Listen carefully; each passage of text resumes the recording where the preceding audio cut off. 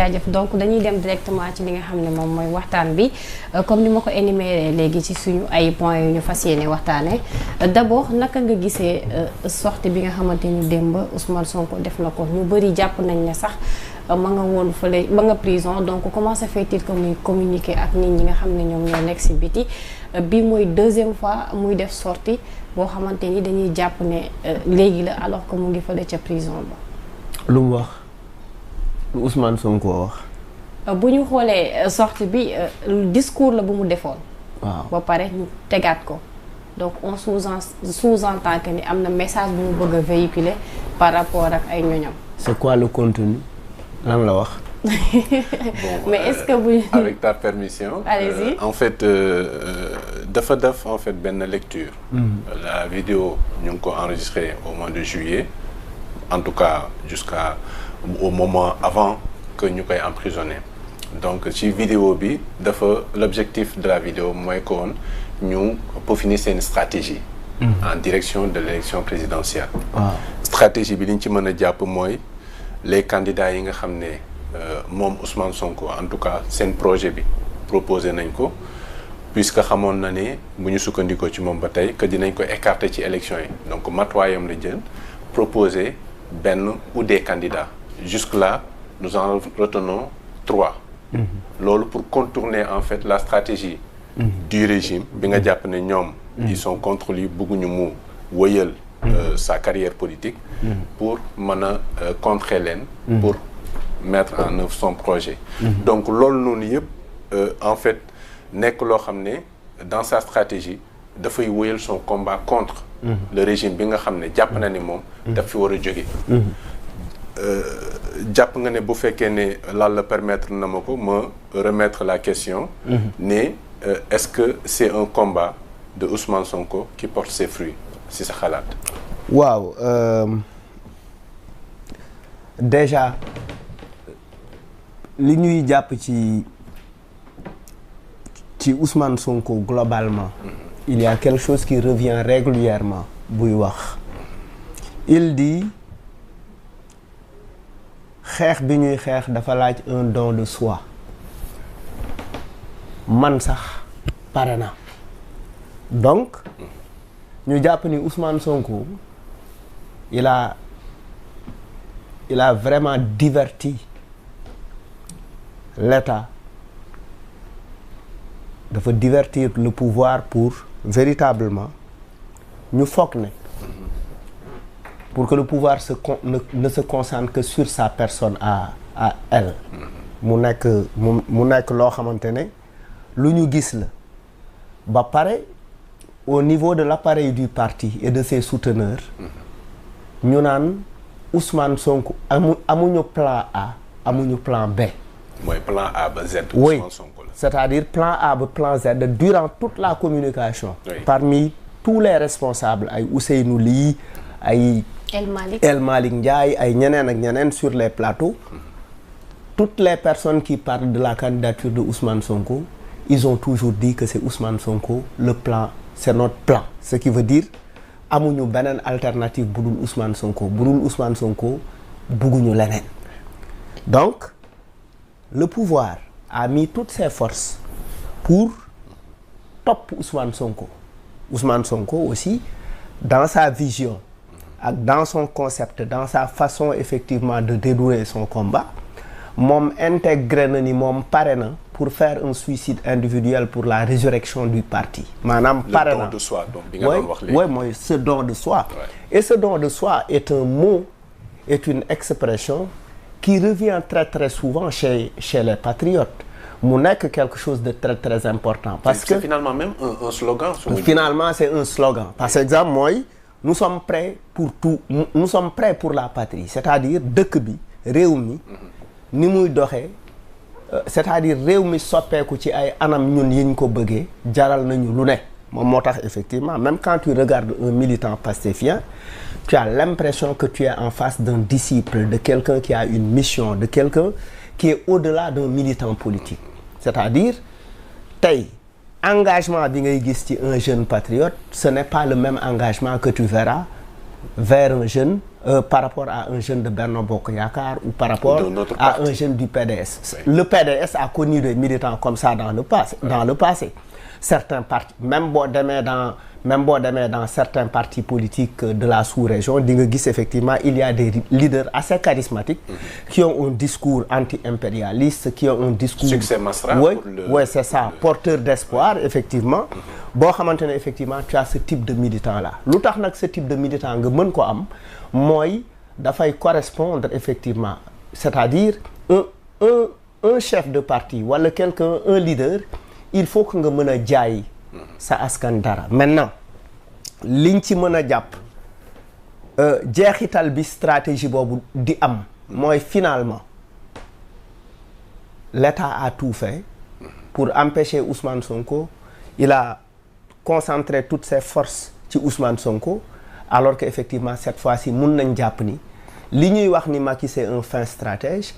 C'est Ousmane Sonko finalement oui. qui est le fin stratège, parce que le rapport qu'il a avec le pouvoir n'est pas le même que peut-être Macky Sall wala Abdoulaye Wade wala Abdou Diouf wala Senghor, n'est pas le même rapport que ces gens-là ont avec le pouvoir. Moom pare na pour bàyyi pour effectivement assez intelligemment promouvoir quelqu'un d'assez intelligent. Mais ak lu ci munti nekk même s'il ne l'avait pas dit, même si même su vidéo boobu génnul woon, on va li ñuy dund mooy benn genre en fait c'est comme si de manière assez spontanée les gens vont se dire écoute, même si Ousmane Sonko ne nous dit absolument rien, oui. Et que aujourd'hui la candidature de Diomaye est passée, de manière automatique nous allons voter Diomaye, parce que aujourd'hui nous allons avoir des élections yoo xamante ne les gens ne vont ni focus sur un projet ni focus sur un programme. C'est-à-dire c'est un vote de colère, c'est-à-dire on n'aura pas des électeurs pour la majorité de ceux qui vont aller voter. Ils vont aller voter effectivement avec comme argument une colère contre Macky, parce que Sonko a réussi effectivement à fexe teg ay arguments, certainement en s'appuyant sur des éléments très clairs, c'est-à-dire li mu jot a dund en termes d'injustice, parce qu'il a aussi vécu énormément d'injustice, ça il faut le dire. Loolu dafay nekk li koy dimbali pour effectivement mu monter mu créer mu transmettre à ses militants une certaine colère. Et ce type de colère boobu noonu militants yi di am effectivement, c'est pas, les gens ne vont pas voter de manière réfléchie. Les gens vont voter effectivement. Ça va être dafay nekk benn vote boo xamante ne mooy il faut nous en débarrasser, parce que quelle que soit l'envergure du candidat que Macky va nous proposer, quelle que soit l'envergure de Amadou Ba, quelle que soit l'envergure de tel, même buñ ko dindi woon tey indi keneen, li ñuy xool mooy Macky n'a pas posé d'acte effectivement pour nit ñi mën a gis le leadership de Amadou Ba, parce que ba tey Macky lui fait ombre. Tu ne peux pas à 2 mois des élections wala à 3 mois des élections continuer ki nga ne mooy sa candidat foo leen ànd, tu ne lui laisses pas le libre terrain à prendre la parole, à prendre les initiatives. Tu es en train de l'inhiber, c'est-à-dire dafa nekk di daf ko jiital ba pare di ko fakkas. waaw daf ko jiital ba pare, c'est-à-dire dafa mel ni ma jiital la ba pare mais ëmb la quoi. Okay. C'est-à-dire même boo gisee Amadou Ba du boof la ma très bien daf ko boof. alors que au-delà du capital de sympathie bi war a jóge ci Macky Sall dem ci Amadou Ba, oui. Nit ñi bëgg nañ gis en fait, bëgg nañ xam qui est Amadou Ba, de quoi il est capable, lan la ñuy indi li nga xamante ne moom la parce que en fait on a l'impression que en fait dañ ko jiital nii rek quoi. Donc en fait la stratégie comme tu dis là, comme boo yoree marchandise da nga ko war a jaay te moom jaayul marchandise. Très bien, jaayul marchandise. C'est comme si en fait oui il l'a choisi malgré. Il l'a choisi malgré wala il l'a choisi par contrainte. Alors que l'ignorant Amadou Ba a besoin d'éclore ses talents, d'éclore de wane boppam, de montrer son leadership. Certainement, il est très poli ou très loyal ou très républicain. Lui aussi, il n'a pas envie de faire autre chose. Lui ko permettre, il est toujours derrière le président de la République, alors que objectivement, il doit véritablement laisser la place à Amadou Ba dérouler. Oui. D'accord. Allez-y, oui, avant de peut-être amna luñu wara laaj sax au sein de Benno Bokk Yaakaar, mais kon in fine mën nañ wax né finalement Sonko a gagné son combat contre Macky, parce qu'à un moment donné de l'histoire récente, on a constaté une bipolarisation de l'espace politique. Oui. Sonko Macky. Idrissa Seck a essayé un moment de s'imposer, mais finalement ça n'a pas abouti. Oui. Quand Sonko finalement a gagné son combat, c'est ça Khalat contre Macky Sall. Oui, d'un certain point de vue, Sonko a gagné. Pourquoi a gagné? Moi, l'objectif de Macky, c'était de nous débarrasser, d'éliminer systématiquement le PASTEF, définitivement le PASTEF. On est allé jusqu'à dissoudre le parti. Et finalement, comme ce qu'on disait tout à l'heure, l'ex-PASTEF est devenu beaucoup plus fort que le PASTEF. Donc en fait, c'est des constats. Et toutes ces conditions qui ont créé l'engouement vers les patriotes, toutes les conditions qui ont créé effectivement cette adhésion massive vers les patriotes, c'est effectivement l'État qui a créé ces conditions-là. Et puis après aussi, sur certains combats, des partis politiques d'opposition l'ont déserté, une grande partie de la société civile aussi a déserté la lutte, et finalement le PASTEF était la seule constante, parce que sur énormément de questions, parce que Macky avait réussi à étouffer toutes les voix. Réduire l'opposition à sa plus simple expression. Très bien, par les activistes, par l'intimidation, par l'emprisonnement, par des arrestations. Oui, n'a pas été impacté. Oui, parce qu'effectivement, par des arrestations arbitraires, etc., par le délit d'opinion, par tel. Et finalement, c'est le PASTEF qui était sur le terrain et qui a pu résister. Nous avons effectivement des emprisonnements de leurs leaders, nous avons effectivement commencé à Google des histoires de terrorisme, etc. etc. Mais en termes d'animation de la démocratie, en termes effectivement de démocratie, en termes effectifs, parce que démocratie contradiction, la démocratie opposition, la démocratie manifestation de l'opinion. Finalement, c'est le PASTEF qui était sur le terrain. Maintenant, le peuple n'est pas fou.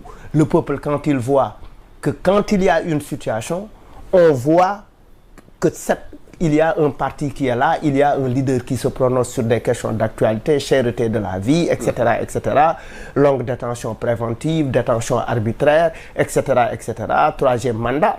Le PASTEF, sur toutes ces questions, n'a pas été absent. Et à un moment, d'un point de vue stratégique, on a vu beaucoup de gens de PASTEF qui ne prenaient plus la parole. Et les gens l'ont interprété comme de la peur ou bien comme de la réduction, et cela a trompé Macky Sall. Un moment, on n'a plus entendu Abbas Fall, on n'a plus entendu Guy Marius Sagna. C'est aujourd'hui, après cette vidéo de Sonko, que tu comprends qu'effectivement, c'était de la stratégie. Alors, le maître du jeu, Bigaï, on a affirmé. Oui, mais ça c'est depuis longtemps. C'est depuis mars 2021 que Sonko est le maître du jeu. C'est de fait. Depuis mars 2021, quand Sonko a montré qu'il était capable de mobiliser les jeunes dans la rue pendant très longtemps, nous sommes au mois de juin, effectivement, et puis il a bravé énormément d'interdits, il a fait de la désobéissance, etc. Dans le cadre de la résistance. Dans le cadre de la résistance, tout ça, on l'a vu. Maintenant, Kher aussi, daf koy jar. Les autres, et puis Sonko a dafa dem ba yor leadership bi ba finalement toute l'opposition c'était le faiseur de roi même au niveau de l'opposition c'était le donneur de crédit, c'est-à-dire si Sonko dit que cette personne, on a vu Sonko s'attaquer à Abdourahmane Diouf, on a vu Sonko s'attaquer à certains leaders politiques en leur traitant effectivement de candidats de Macky Sall, etc. De Aar Sénégal de manière générale. Oui, Aar Sénégal de manière générale. Oui. Et puis, depuis lors, Aar Sénégal, pratiquement, oui, ça, et puis ça a apporté, ce qui veut dire qu'en fait, ça a apporté du discrédit. Il suffit que Sonko lui-même, je dis pas les autres de Pastef, que Sonko dise que tel est bon, que la perception soit avec lui. Il suffit qu'il dise qu'il n'est pas bon ou que tout le monde suive. Maintenant, loolu dafa am une durée de vie. Une durée de vie. Tant qu'effectivement, ils sont là, ils n'ont pas encore le pouvoir. Tant que loolu j'ai entendu un éminent analyste le dire, nana tant que Sonko n'arrive pas au pouvoir, demul ba yor pouvoir, son influence et sa force vont rester intactes. D'accord. Alors Abdou mën nañu épuiser point boobu. Oui, juste dugg ci parce que sànq da nga ko bi ngay expliquer bi ngay joxe sa décryptage ci discours bi da nga duggaale un peu ci seen vis-à-vis. maanaam Benno Bokk Yaakaar. Maintenant ci biir au sein de Benno Bokk Yaakaar il y a un candidat muy Amadou Ba. Oui. Mais ci biir coalition bi il y a plusieurs contradictions. Oui. boo xam ne en fait dafay viser Amadou Ba. Oui. On a vu la posture de Mame Mbaye Niang. Oui. La posture d'autres figures de Benno Bokk Yaakaar qui n'extériorisent pas seen pensée, seen xalaat, seen position.